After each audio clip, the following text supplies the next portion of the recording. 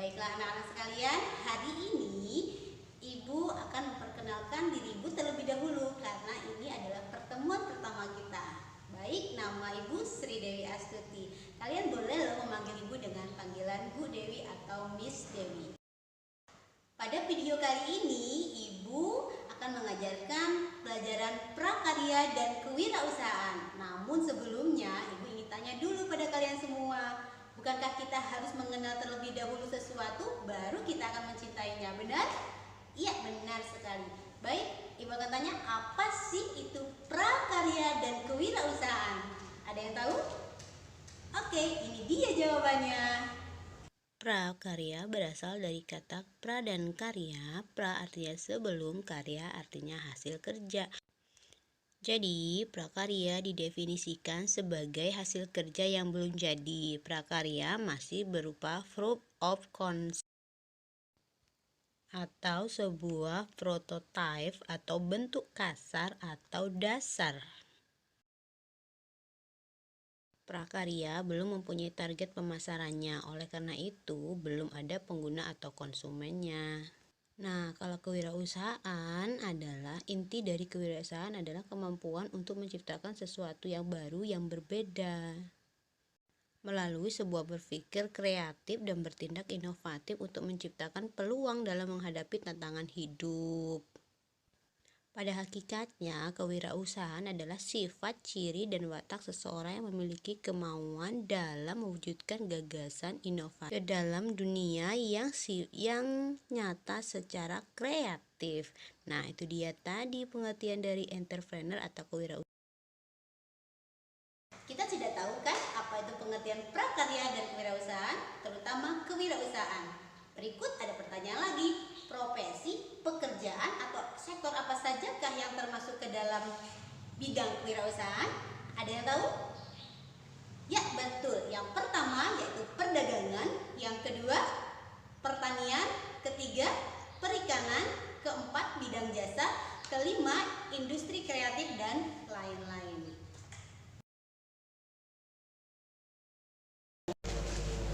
Kembali lagi bersama saya Sri Dewi Astuti, tentunya dalam pelajaran prakarya dan kewirausahaan di SMA Negeri 2 Negeri Besar. Pada video pembelajaran sebelumnya, kita sudah membahas pengertian prakarya dan kewirausahaan serta tujuan mempelajarinya. Semoga kalian semua dapat menjadi wirausahawan sukses kelak. Amin. Adapun tujuan dari pembelajaran, yang pertama, memahami karakteristik kewirausahaan. Yang kedua, mengidentifikasi faktor-faktor keberhasilan dan kegagalan seorang wirausaha. Dan yang ketiga, kalian nanti diminta untuk dapat menyajikan hasil analisis dan simpulan dalam bentuk media, baik itu lisan maupun tulisan. Oke, selanjutnya mari kita lihat foto berikut ini.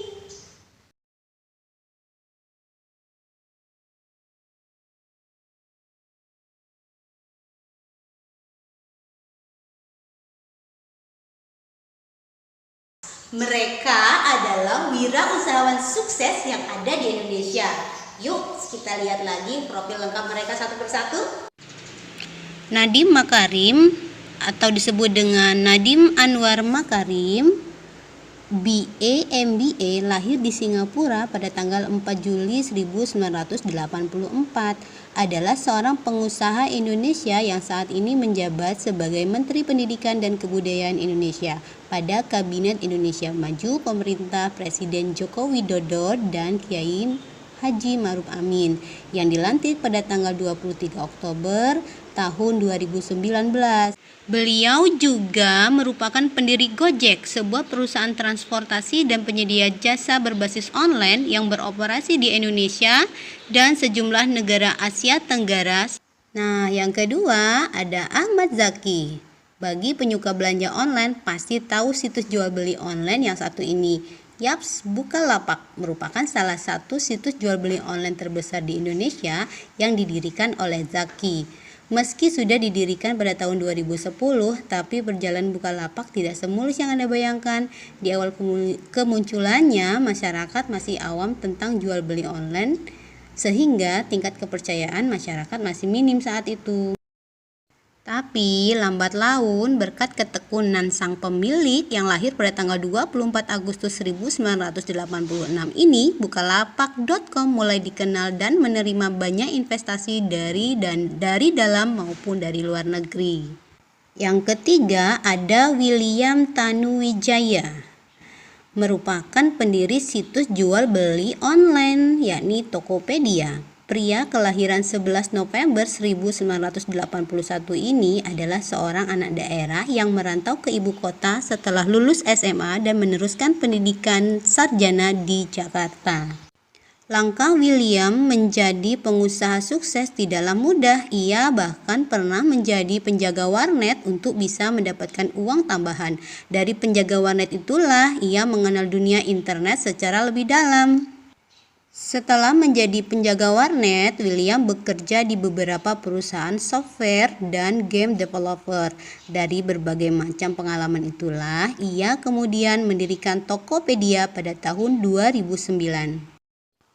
Selanjutnya ada Ferry Unardi, pria kelahiran 16 Januari 1988 yang telah berhasil mendirikan Traveloka, situs mesin pencari tiket pesawat, kereta, dan hotel untuk bepergian. Ketika ia berada di bangku kuliah, tercetus ide untuk membangun perusahaan rintisan atau startup yang memfokuskan pada pencarian tiket pesawat. Berhubung ide startup yang Ferry miliki sangat unik, tak heran kalau ada banyak sekali investor yang tertarik menanamkan sahamnya. Sejak didirikan pada tahun 2012, Traveloka tetap menjadi situs pencarian tiket pesawat terfavorit. Selanjutnya ada pria tampan bernama Adamas Velpa Shah Devara, atau sering dikenal dengan Delva Devara, baru saja ditunjuk Presiden Joko Widodo sebagai staf kepresidenan presiden. Nah, pria kelahiran Jakarta 30 Mei 1990 ini merupakan CEO dari startup yang bergerak di bidang pendidikan, yakni Ruang Guru.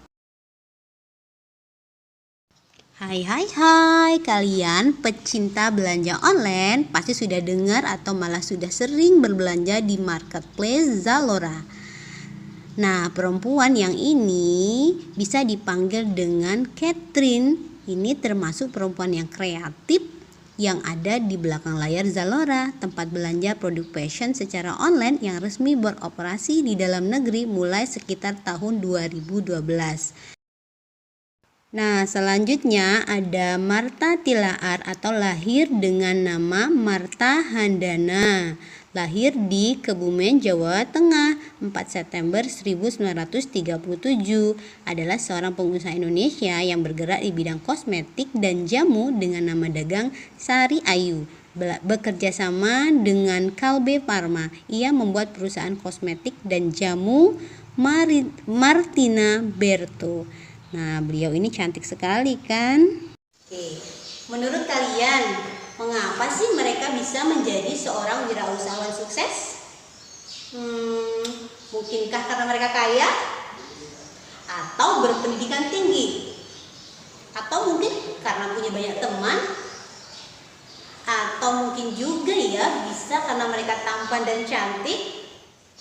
Ya, betul, keempat hal itu juga termasuk faktor yang mendukung untuk kesuksesan seorang dalam berwirausaha. Namun, yang paling penting dari semuanya adalah karakter dari mereka itu sendiri. Ya, berikut karakteristik seorang wirausahawan sukses. Yang pertama, percaya diri. Artinya mereka percaya akan kemampuan diri mereka sendiri, yakin bahwa mereka bisa. Sikap itu menjadi kunci utama untuk menjadi seorang wirausahawan sukses. Nah, yang kedua, berorientasi akan tugas dan hasil. Artinya, setiap mendapatkan tugas atau tanggung jawab, ia selalu melakukan dengan maksimal sehingga mendapatkan hasil terbaik. Tidak heran loh, seseorang dengan karakter ini sering menjadi juara kelas saat sekolah. Apakah kalian termasuk di antaranya? Mudah-mudahan demikian ya. Yang ketiga, berani mengambil resiko. Artinya, seorang wirausahawan adalah orang yang berani mengambil resiko karena dia berani melakukan hal-hal baru yang sebelumnya belum pernah ia lakukan. Ini dikarenakan seorang wirausahawan memiliki sikap kreatif dan inovatif. Nah, yang selalu membuatnya ingin selalu tampil beda dari yang lain. Nah, yang keempat, kepemimpinan. Seorang wirausahawan sukses punya sifat kepemimpinan, yakni memiliki visi misi yang jelas, integritas, kejujuran, menjadi teladan, mampu berkomunikasi dengan baik, mau mendengarkan, dan dapat memotivasi orang lain. Karena wirausahawan itu bertindak sebagai bos, karyawan, pengatur keuangan, dan juga sebagai penjualnya. Nah, berikutnya yang kelima, keorisinilan atau keaslian. Karya yang dihasilkan seorang wirausaha haruslah benar-benar asli karyanya, bukan milik orang lain. Karena seorang wirausaha memiliki pemikiran yang kreatif, inovatif, serta mampu membaca peluang sehingga dapat memunculkan ide atau gagasan yang baru. Nah, yang terakhir adalah berorientasi ke masa depan. Jadi, seorang wirausaha mampu melihat peluang dan tantangan tidak hanya saat ini, melainkan juga di masa yang akan datang. Dan keberhasilan wirausaha adalah saat usahanya dapat menghasilkan keuntungan atau laba, mampu mempekerjakan orang banyak, dan memberikan keuntungan bagi lingkungan sekitar, serta memberikan kontribusi bagi bangsa dan negara. Tadi kita sudah membahas tentang karakteristik seorang wirausaha. Nah, berikutnya kita juga akan membahas penyebab atau faktor apa saja sih yang bisa menyebabkan seorang bisa berhasil atau gagal dalam berwirausaha. Berikut adalah faktor penyebab keberhasilan dalam wirausaha. Yang pertama, kemauan keras dan tekad yang kuat. Yang kedua, memiliki modal yang cukup. Yang ketiga, tahu persis akan target pasarnya. Yang keempat, memiliki pelayanan yang baik. Yang kelima, networking yang luas. Dan yang terakhir, inovasi dan kreativitas yang tinggi. Berikut adalah beberapa faktor penyebab kegagalan dalam berwirausaha. Yang pertama, kurangnya pengalaman yang dimiliki. Yang kedua, lokasi yang tidak memadai. Yang ketiga, kurang perencanaan atau gagal dalam perencanaan. Yang keempat, tidak sungguh-sungguh dalam berwirausaha. Yang kelima, tidak mampu melihat serta memanfaatkan peluang yang ada. Dan yang terakhir, sumber daya manusia yang tidak memadai. Baiklah, inti dari pembelajaran kita hari ini yakni tentang karakteristik seorang wirausaha dan penyebab keberhasilan dan kegagalan dalam berwirausaha. Yang pertama, karakteristik seorang wirausaha itu ada 6, yakni percaya diri, berorientasi tugas dan hasil, berani mengambil resiko, memiliki jiwa kepemimpinan, keorisinilan atau keaslian, dan terakhir adalah berorientasi ke masa depan. Oke, sedangkan faktor penyebab keberhasilan itu sendiri ada 6. Yang pertama, kemauan yang keras atau tekad yang kuat. Kedua, memiliki modal yang cukup.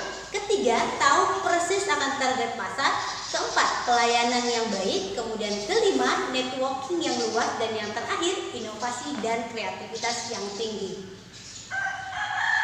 Berikut adalah faktor-faktor penyebab kegagalan dalam berwirausaha. Yang pertama, kurangnya pengalaman yang dimiliki. Yang kedua, lokasi yang kurang memadai. Yang ketiga, kurangnya perencanaan atau gagal dalam perencanaan.